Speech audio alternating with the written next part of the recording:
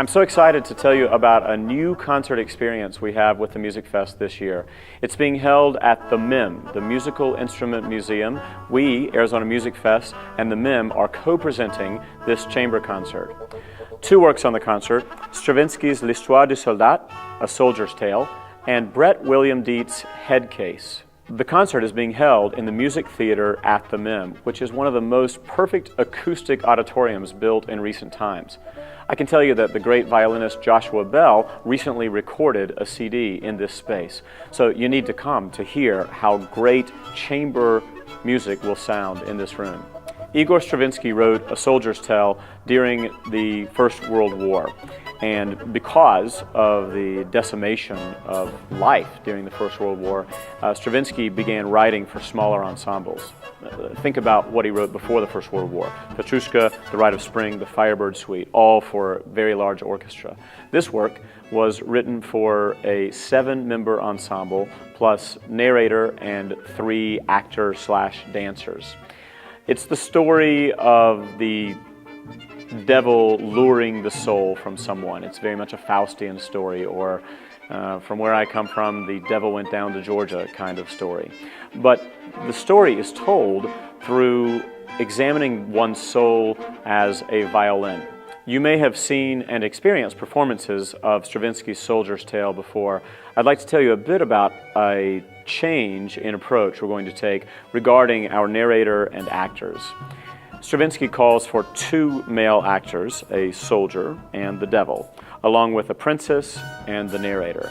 We actually are only going to have 1 actor portray both the soldier and the devil. We shall pre-record the lines and miming of the devil so that when the soldier is reacting to the devil, he will be reacting to himself on a video screen.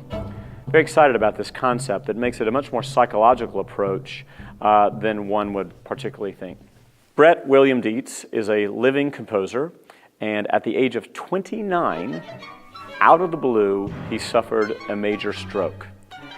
He'll be here with us to tell you in detail of how this came about, but imagine feeling that you are in the prime of your life and in great health, and the next thing you know, you're waking up in a hospital after being in a coma for a while, recovering from a stroke. It took him several years to fully recover and to regain his ability to walk, speak, write. As he was recovering from the process, and thankfully he did recover fully, his physicians told him, encouraged him to journal about his experience. Well, Brett thought, I'm a composer, so instead of journaling, he wrote a piece called Head Case. Head Case is, in Brett's words, an opera introspective. It calls for 7 musicians, one of whom is a singer. It also calls for an elaborate production above the heads of the orchestra. On a video screen, as we play the music, you will see images from Brett's MRI scans where the damage happens to his brain. You will see examples of where he began to learn to write again and how complicated that was. The vocalist in the group will recite Brett relearning to speak.